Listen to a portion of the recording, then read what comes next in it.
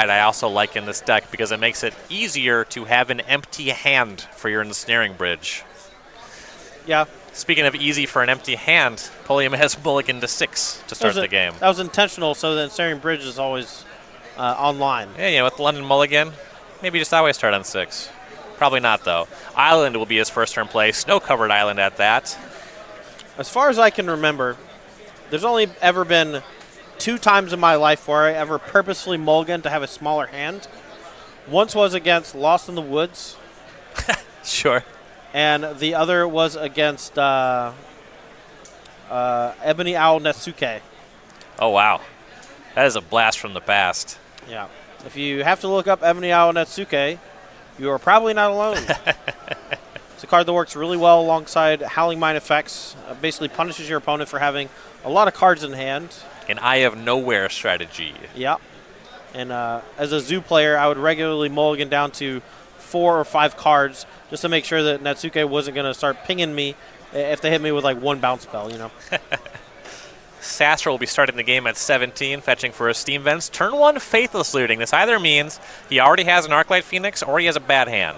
Yeah. A lot of times you like to use Faithless Looting in the same way you would use a Brainstorm in Legacy, where you kind of sculpt your hand before casting it, and then you try to get max value out of it. And the way to do that is to discard Arclight Phoenix. He's already selected the first card he will discard, giving a think to the second. I have to imagine that the first one is Arclight, and the second one was a spell, or maybe a land that he might end up needing at some point. It looks like Serum Vision's Faithless Looting was a discard, so I guess he was flooded on lootings. Perhaps. Chalice on 1, the turn 2 play for Pulliam off a second snow-covered island.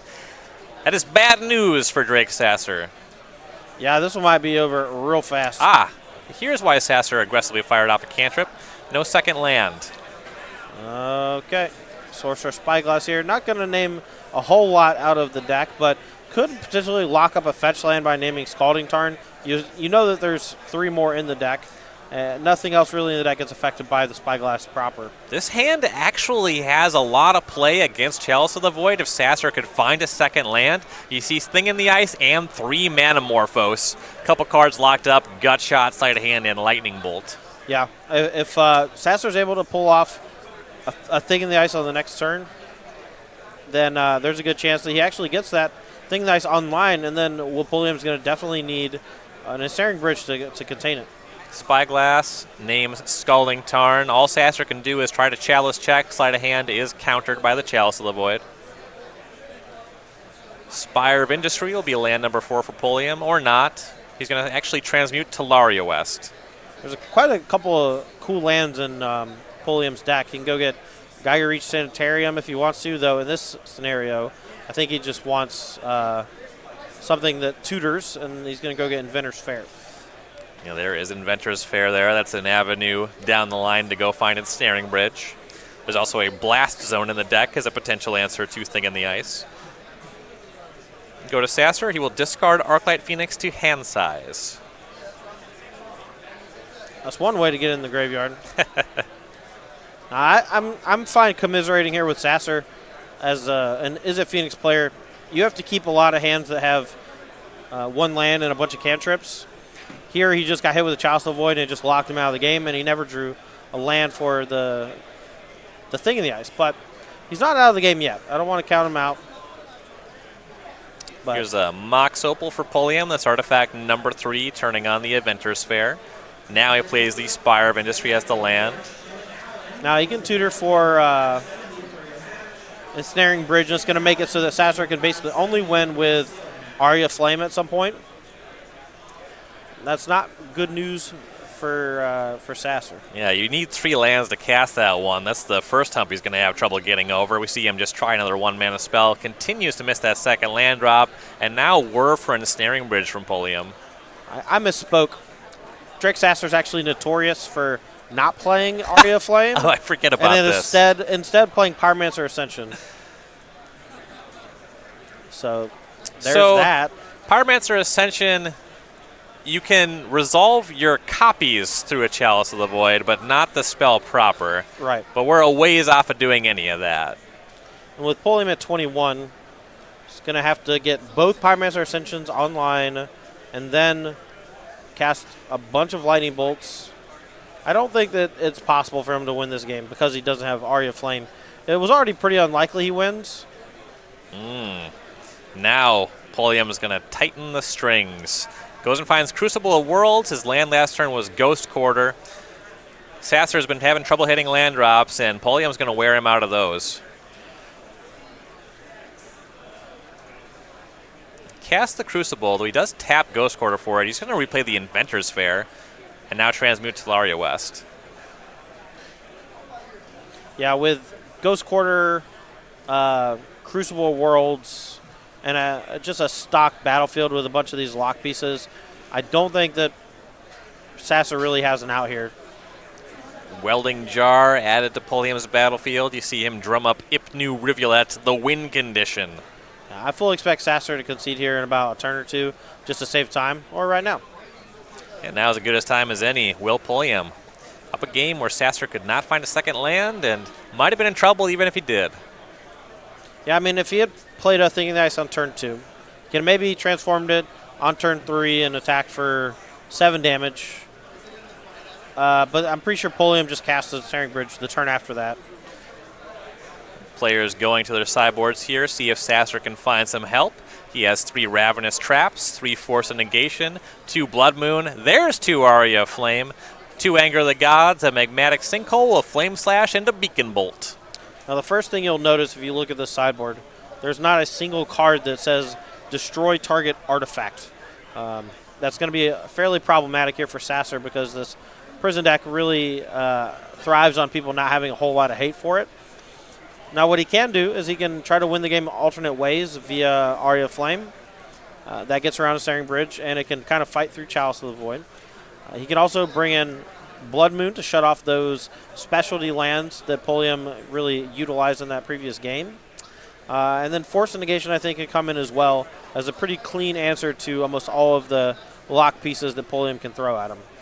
Sideboard for Pulliam on the prison side of things. We have a Defense Grid, a Grafdigger's Cage, a Psi Master Thopterist, a Torpor Orb, 2 Pyroclasm, 2 more Sorceress Spyglass, 3 Spellskites, 3 Urza Lord High Artificer, and a Damping Sphere. So Pulliam has a lot of options here on how he wants to sideboard. If he wants to play around stuff like Shattering Spree or Vandal Blast or whatever, he might want to bring in Spellskite. Just to protect from those disenchant effects. But unfortunately for him, there are none from Drake Sasser's side of things. So if he does bring in Spellskite, it's going to be relatively dead. I do think Damping Sphere is quite good. It really slows down the Phoenix deck, makes it so that their Thing in the Ice and Arclight Phoenix draws aren't nearly as degenerate. You can probably safely get all your Spyglasses out of the deck. There aren't a whole lot of hits for it at all. And then if you want maybe an alternate win condition, Psi Master Thopterist is okay. And then Grafdigger's Cage can slow down Phoenix if that's really what you think the matchup is about. Pretty cool take on the prison strategy from Will Pulliam, and if you like what you're seeing, maybe you can try it out at a Star City Games game night near you. We got the Dead Unda promotion going. Dead Unda. Every week in July. Check out unique sleeves and tokens there at go.starcitygames.com/game night. Do we have the playmat for this? Because the playmat actually is extended art, and you actually get to see the zombie chasing the koalas.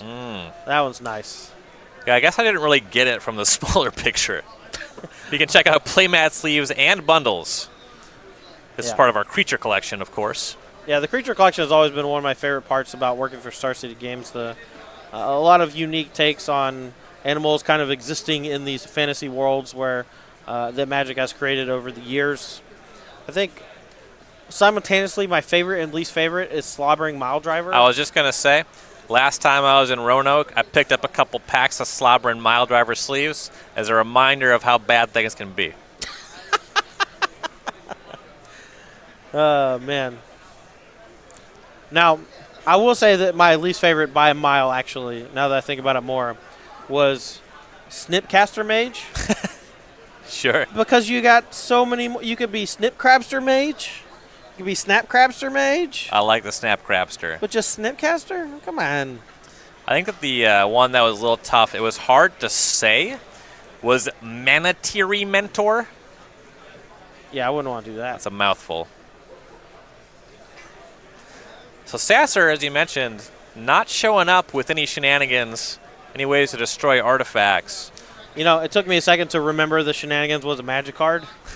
And I was just like, you're right. He's not really doing anything shenaniganly. Just playing a stock as a Phoenix deck.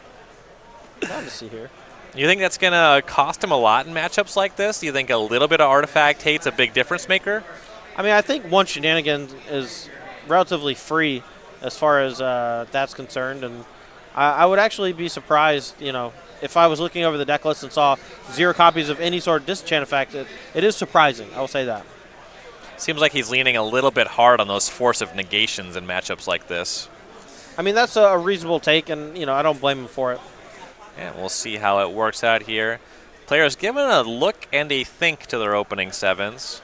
I know with decks like Pulliam's, this prison deck, it's really tough to evaluate opening hands. So many of your cards are just nonsense. Yeah, not only that, but you also have to take in consideration what are the nut draws my opponent can have. Can I beat those? If not, maybe need a mulligan. But can I beat their average hand or their slightly above average hand? Is this hand fast enough to compete in this world or that world? And decides to throw it back. You know, the London mulligan does not make it so that you get a lot less punished for mulliganing. And game number 1 was a mulligan. He did win that game. Especially when you're playing a deck that's trying to cast Chalice of the Void on turn 1 with Simian Spirit Guide, you have a lot of parts that function a lot worse if you draw them a little bit into the game. You really want this stuff in your opening hand. Yeah, right.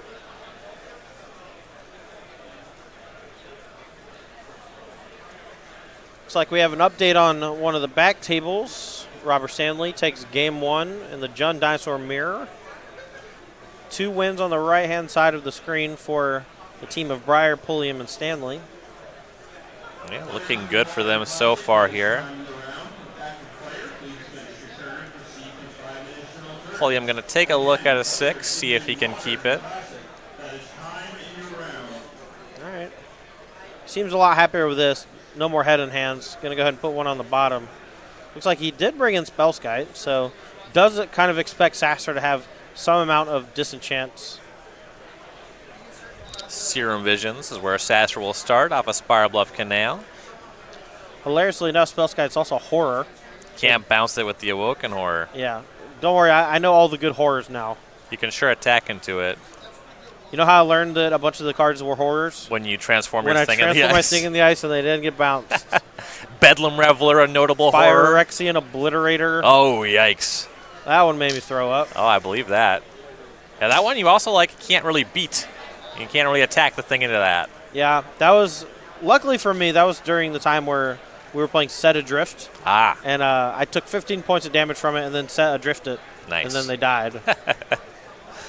Thalia West tapped is the first land for Pulliam. We see Island and a Manamorphose for Sasser. 1 red, 1 blue. Second Manamorphose makes the same mana.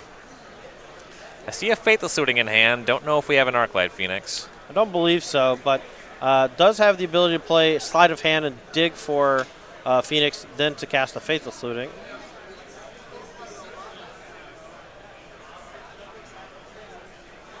Drake here just going through the permutations, trying to figure out the best line of play. Update from the standard seat. Robert Stanley, a quick 2-0 win over Ali Warfield. Yeah, that can just happen sometimes in the Jund Dinosaur's Mirror. If you're, on the play or you have one of those 2-man accelerators and your opponent doesn't, there's not a whole lot you can do to play defense in those situations. So, not surprising, but a bit of a heartbreaker for Warfield, I'm assuming. Sleight of hand for Sleight of Hand from Sasser. Storm's at 3. Love to get the Storm counter out when my deck's not a Storm deck. And he's not going to fire off the Faithless Looting. That's discipline. That's some real discipline right there. A lot of people would just say, well, I might be able to hit a Phoenix in the top 2.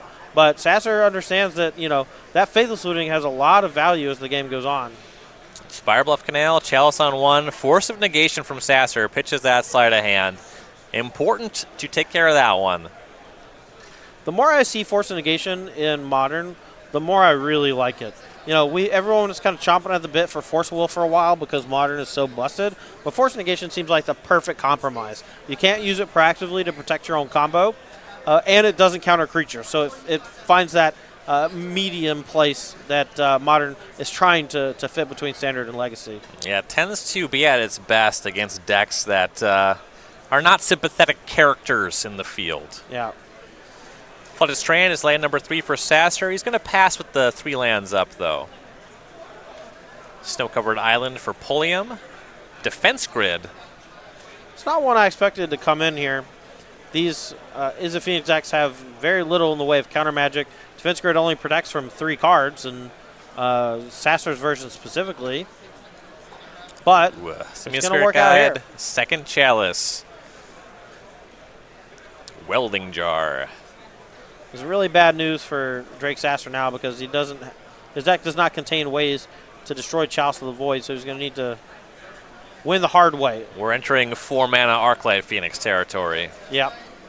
What's the 4-mana 3/2 flyer haste artifact creature? Snare Thopter. Snare Thopter. Get some classic Snare Thopter action going here. Looks like an Aria Flame got picked up there for Sasser. That's a start. That can fight through an Aria Flame, but so can... that can fight through Chalice of the Void, but so can a Crackling Drake. Crackling Drake for Crackling Drake Sasser. Takes the damage off a Fire Outlet to cast it. Hilariously enough, it still gets pumped by the exiled card from Force Negation, so it is quite large right now. And here's a Spellskite for Pulliam. This is a little bit interesting here. We have 2 Welding Jars now and a Spellskite against a deck that's not destroying artifacts, so that's kind of playing into Sasser's favor here. Oh, absolutely, and there's a chance that that's kind of why he doesn't bother. When I was playing Is It Phoenix, I would regularly have 1 and 2 Shatterstorms on my deck because Shatterstorm got around Spellskite and Welding Jar with the no regeneration clause. But all the other artifact destruction cards I played got very easily handled by these Welding Jars out of these mono or blue-based prison strategies. Yeah, for sure. Things continue to go the way of Brier, Pulliam, Stanley as Aiden Brier does take game number 1 in the Legacy seat. Now, if I'm Sasser, you have to basically decide between casting Aria Flame or not. The 10 life is a pretty big deal, but it makes up for itself pretty quickly. And if Pulliam's able to stick in an Ensnaring Bridge soon, Sasser's going to really wish he had Aria Flame active. I fully expect Aria Flame to come down, send Pulliam to 30, and then Sasser's going to start throwing a bunch of 1-mana cards away to start dealing some chip damage. Yeah, and the 1-mana spells into the Chalice, they scale well with both the Aria and the Crackling Drake. So you catch up with that Tem relatively quickly. Now, what he can also do is, I believe he has at least 2 or 3 instant sorceries in hand. He has, it looks like 6 in the graveyard. So he can play all 3 of them, attack for 9, put Pulliam down to 11, and then if somehow he draws like Manamorphose into another spell next turn, he might actually just have lethal on the following attack step, and then there's no real need to play the Aria Flame in that scenario. Right, well, here is the Aria. Pulliam to 30 off of this. Now, I would suspect just go ahead and main phase like a Faithless Looting or whatever, let it get countered, but that deals 1 damage with the Aria and pumps the Crackling Drake a little bit. So he'll go to 17 off the Islet to cast a Looting, so Aria puts Pulliam to 29. Chalice counters that. The Drake attacks. I want to say it's a 7 currently. Yeah, I believe it's 7. Should be going down to 22, but there might be an instant or sorcery hiding over there in the graveyard. Yeah, we'll get confirmation on that as we go back to Pulliam. Draws up the 1 card and passes. Smells like a Whirr invention, but we'll see. No, if it's Whirr, that's actually pretty bad because Defense Grid makes it so you can only Whirr for 2. So I believe it's just a brick. I'm not positive, obviously, but yeah, no, that's a really good point. But Defense Grid works on both players, not just your opponent. So Manamorphose for Sasser, second counter on the Aria, Pulliam to 20, red and blue mana floating. Yeah, and now here I bet he just goes like Faithless Looting, Lightning Bolt, whatever, just burn these cards and then start attacking through the air. He has picked up an Arclight Phoenix. That's something he could cast. That seems like a fine cast here. Just play your land, don't take a damage. Attack for roughly 11 damage. Potentially 12, I guess. Yeah, so there's the Phoenix. Yeah, just casting Looting here equates to... or casting any spell here equates to 3 damage from the Aria and another damage from the Crackling Drake. It runs a Lightning Bolt into the Chalice. Aria up to 3, Pulliam to 17, and now this is attack. What is this, 12? Or is it 11? Either way. A lot. It's a 2-turn clock, I'll It's tell you quite a that. bit. Now, Pulliam here, even if he has a snaring bridge, he's probably going to lose to the Aria, decides to pack it in here so they can finish a game 3. They got about 30 minutes left, but sometimes these blue prison decks take a little while to set up, and Right, so that is the first game win for Briksza, Sasser, Warfield. As it stands, there is going to be at most 3 more games played. 1 more game win for Pulliam or Brier will clinch the match. So we're going to go ahead and move over to the Legacy match. These players were ready to play. Briksza on the play. Polluted Delta go versus Misty Rainforest for Brier. Turn 2, we see Volcanic Island for Briksza. He'll crack the Polluted Delta to 19. Casting a Tarmogoyf, Tropical Island is the fine up to fetch. Brier cracks the Rainforest to 19. Get a look at some Hydro Blasts that came in off the sideboard there. This is a card I actually really like now that Ren and 6 is very popular. yeah, it was always okay to sideboard a couple of them, but it's gotten significantly better thanks to Ren and 6 seeing a lot more play in these fair blue decks. Speaking of cards I like, Spell Snare targets the Tarmogoyf. Briksza defends with Daze, though. Yeah, and this takes the Goyf down, gets some pressure going, and now every Daze, every Force Will is going to be that much more heartbreaking. Tarmogoyf also a really important threat to stick for Briksza because it doesn't die to Lightning Bolt, and those 3 damage spells are the primary ways for Brier to get creatures off the table. Here's a Brainstorm for Brier. Picked up Force of Will, Pyroblast, Hydroblast. None of this stuff plays against Tarmogoyf on the table, and in fact, Izzet Delver does struggle against the card a bit. Oh, for sure. It was one of the heavy hitters in those Temur Delver mirrors back in the day. Both players didn't have virtually no way to get off the battlefield except double Lightning Bolt, and often it would just come down to Tarmogoyf staring at other Tarmogoyf. Yeah. That changed a bit when people started sideboarding Submerge, but you don't see that card nearly enough nowadays. Yeah, I was just going to mention Submerge, but yeah, it's been a while since I've seen one of those. Wasteland took care of Volcanic Island. We see the Tropical Island redeployed for Briksza. The Tarmogoyf attacks. What's that, land instant? That's it for now, so 2. Brier to 17. Wasteland and Tropical Island. Briksza will respond with Brainstorm. Now this is an interesting spot, because if you fight over the Brainstorm and Briksza has a Daze, he can kind of counter your Wasteland here. So you see Brier let the Brainstorm resolve. Heads up play from both sides. The Brainstorm resolves, the Wasteland resolves. Delver has the follow-up. And if I'm not mistaken, Briksza does not have a land to play. Yeah, just gets to attack for 2 again. Brier transforms the Delver to Chain Lightning. There's an attack for 3 from the Aberration. Briksza to 16.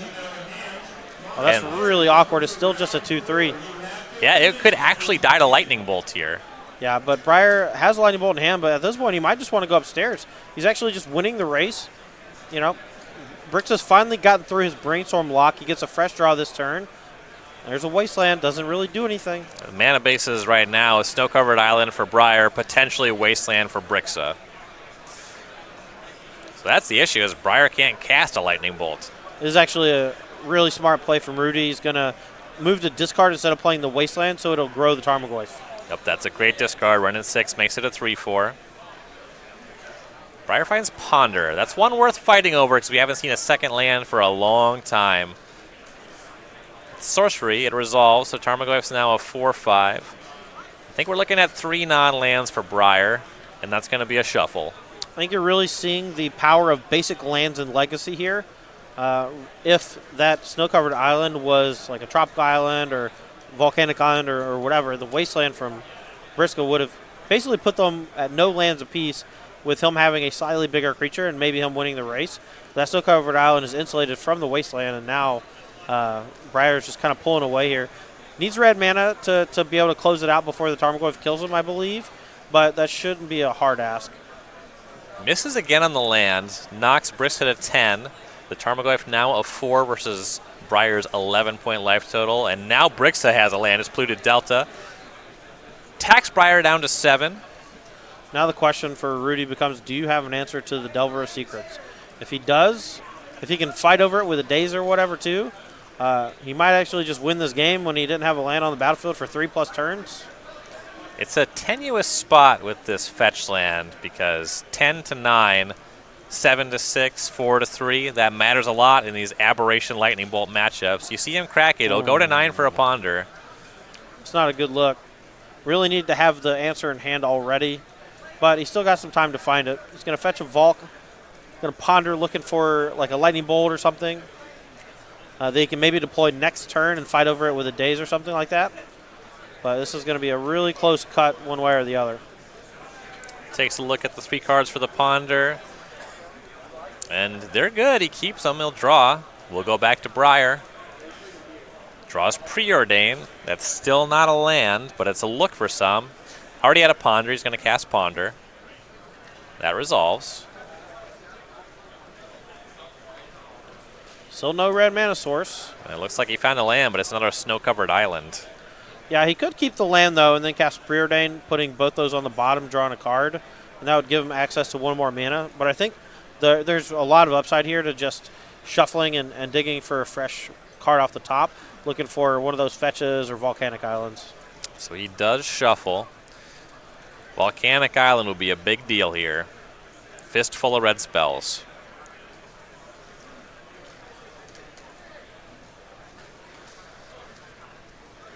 I think he might have missed again. Aberration knocks Briksza to 6. Yeah. Discard Pyroblast for turn. Ooh, he drew it. He drew the lightning bolt. And Briksza has a lightning bolt. There was a fight over Force Will, but Briksza had force backup, so this one is all tied up. So now we have 2 deciding game 3s. Wow.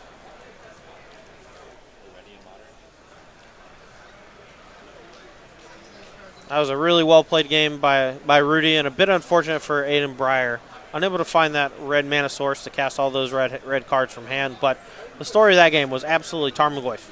Yes. You know, not able to kill it with most of the burn spells. It was a 2/3 for a while and was vulnerable to lightning bolt, but it wasn't vulnerable to chain lightning. Yeah, a lot of misses there on the second land for Brier. As you mentioned, the sorcery and chain lightning wouldn't have killed it. Lightning bolt would have done it. Something you see in a lot of Delver decks right now, you see chain lightning played after lightning bolt as your second removal spell. Brier playing a full 3 copies. Don't really see dismembers in the format right now. Yeah. You can't use them to fight over planeswalkers. There are a lot of planeswalkers. But you would like to see something that could interact with the Tarmogoyf on the battlefield. Well, over the last couple of years, Tarmogoyf's really seen a downswing in playability in Legacy. I'm not really sure exactly why that is, because lightning bolt has basically been ubiquitous through all the fair decks. And Tarmogoyf kind of gets over that. But I think a lot of the Grixis Delver decks and Deathrite Shaman decks basically kept Tarmogoyf down by either shrinking him with Deathrite Shaman or just, kind of splashing for black removal like Fatal Push to go along with Deathrite Shaman and Cabal Therapy and things like that. It also got brickwalled pretty hardcore by Young Pyromancer. But now those decks have kind of fallen off the wayside, and now everyone's playing Dreadhorde Arcanist as the primary 2-drop instead of Young Pyromancer, and that makes Tarmogoyf feel a little bit better. A big one that comes to mind is also Gurmag Angler. Was almost always larger than Tarmogoyf and never died to Lightning Bolt, which Young Pyromancer, Dreadhorde Arcanist do. Yeah, for sure. Angler is a really powerful legacy card, but, it might be time to just move away from that type of a build. We see a lot of people playing Tarmogoyf this weekend alongside Renin 6 as that primary 2-drop threat in Delver Secret decks as well as non-Delver decks alike. Yeah, Renin 6, a big pull back to green. But yeah, we saw Anglers for a while. We don't really see many Anglers right now, so that makes sense why Tarmogoyf makes a comeback. Yeah, and I think that's mostly because people are focusing on green rather than black. Right.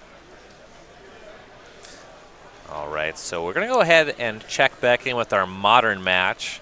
Remember, the way it plays here, for Briksza, Sasser, Warfield to win, Briksza and Sasser need to win game number 3 here. A game win for Brier or Pulliam would win the match. Yeah, and both these games are going to come down to the wire, so if Aiden is able to take the game from Rudy off camera, we're going to go ahead and preemptively apologize for that, but we don't want to hold up the tournament kind of making them wait.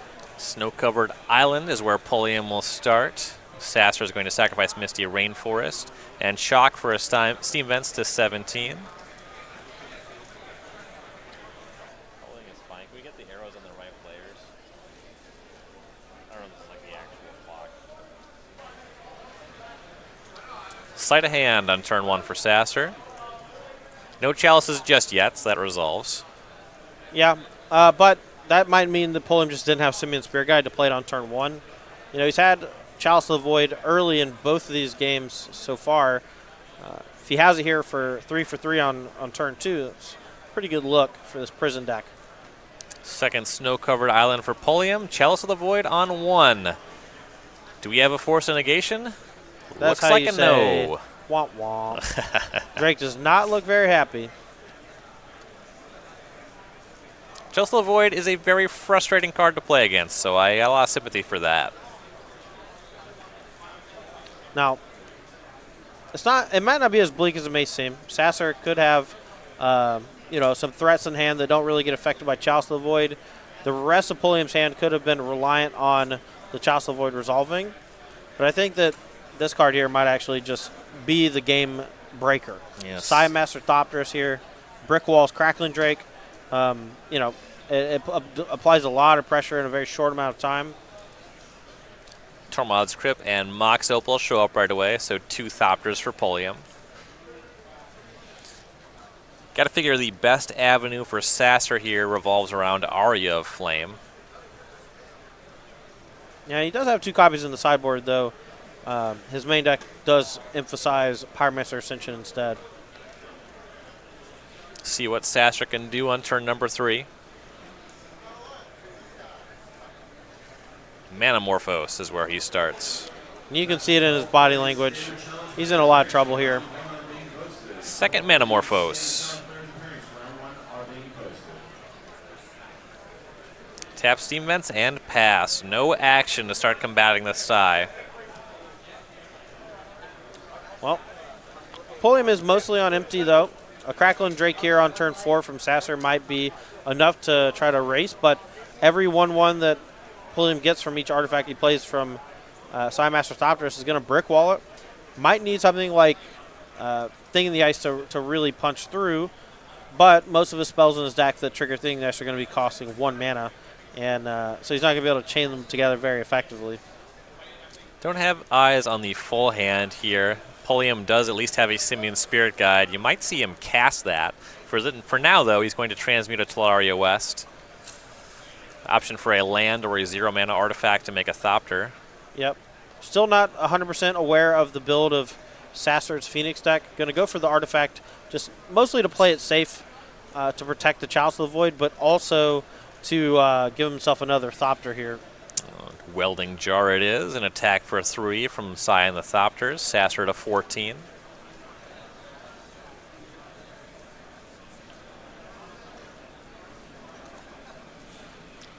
Phoenix going to untap here, looking for something to be able to stick. Probably a handful of 1-mana things, but Finale Promise, targeting Manamorphose side of hand, is only going to basically cast Manamorphose. Pulliam thinking about it, Tormod's Crypt in response. And he will just fire that off, so it'll cast nothing. I mean, that's fair. The Chalice would still counter the sleight of hand, but the 2-mana bump that Sasser might hit off of the Manamorphose and the extra card might actually find him Thing in the Ice, which could get him back in the game. And the Tormod's Crypt basically time walks. Attack for 4 from Pulliam, Sasser to 10. Here's Crucible of Worlds. Gets a Thopter from the Psy, plays Tolaria West from the graveyard, and passes turn. Not the best hit for Pulliam in that spot, but it's fine. Does have a 5 power now, so it's a 2-turn clock, and Sasser picks him up. Will Pulliam. It's going to clinch the match for Brier, Pulliam, and Stanley. They will